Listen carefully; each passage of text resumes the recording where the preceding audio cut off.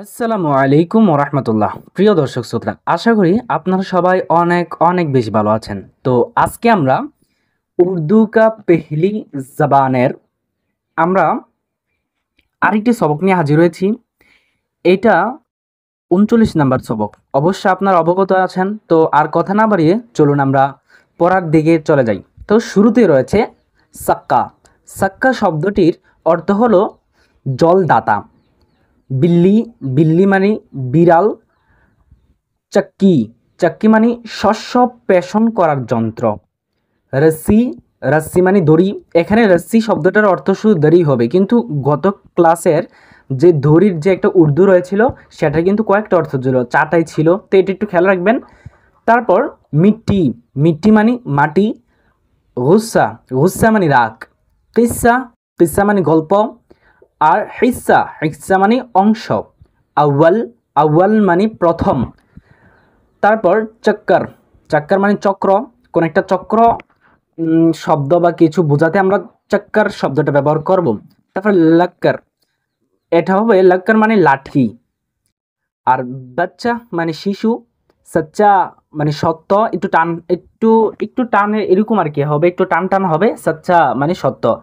তারপরে কিন্তু ওইরকম টান টুন দেওয়া লাগে না উর্দুর মধ্যে, এটা একটা জবান, এটা আরবির মতন না।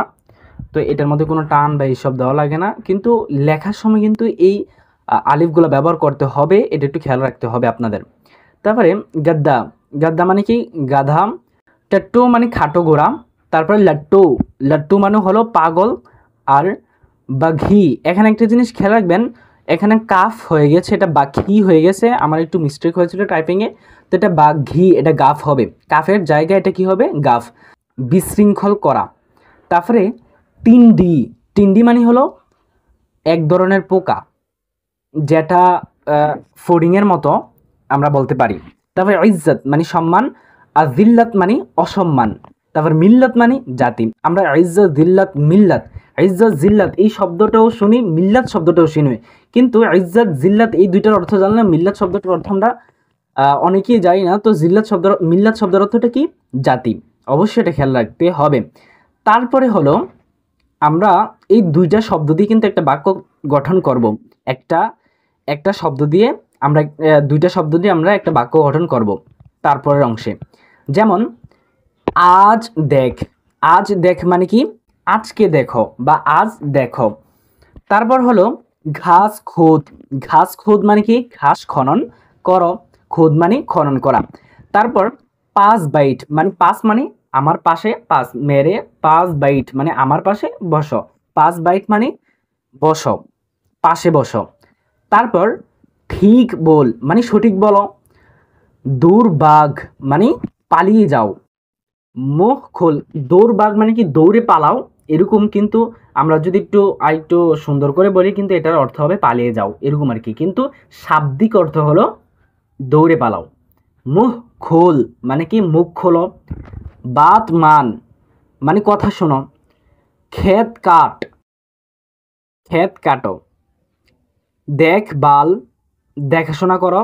যত্ন নাও, আমরা দেখভালের শাব্দিক অর্থ দেখাশোনা করা বা দেখে রাখো। আর আর স্বাভাবিক অর্থ যত্ন করো। রাগ ঝিট মানে গান বাজাও। সবক পর পাঠ পড়ো।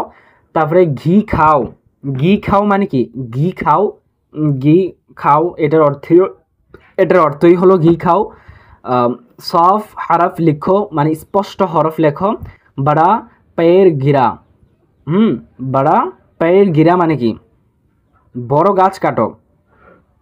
গিরা মানে ফেলিয়ে দাও, এখানে কাটো ফেলিয়ে দেওয়ার অর্থ আমরা কাটো নিতে পারি। পের, পের মানে কি গাছ, আর বাড়া মানে বড়। তো বাড়া পের গিরা মানে বড় গাছ, গাছ কাটো, কাটো। তারপর খুব মশক করো মানে কি ভালোভাবে কাজ করো। রাত বহুত রাত বহুত গই মানে কি রাত অনেক হয়ে গেছে।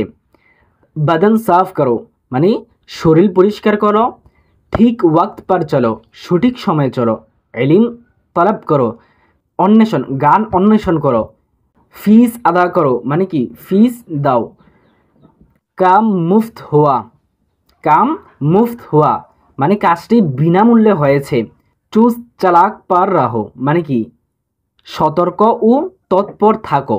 তারপরে হলো সচ বল মানে সত্য কথা বলো বা সত্য বলো। খুশ রাহ মানে সুখী হও। তারপর হলো দোয়া মাং মানে প্রার্থনা করো। তো আজকে এতটুকু পর্যন্ত। আগামীতে আরেকটি ভিডিওতে আসার আগ পর্যন্ত তোমরা ভালো থাকো এবং সুস্থ থাকো। যদি তোমাদের কোনো প্রশ্ন থাকে তাহলে কমেন্টে আমাকে বলে দাও, আমি উত্তর দিয়ে দিব। এবং ক্লাসটিতে যদি তোমাদের ভালো লাগে তাহলে অবশ্যই সাবস্ক্রাইব এবং শেয়ার করে দিবে। তো আল্লাহ হাফেজ।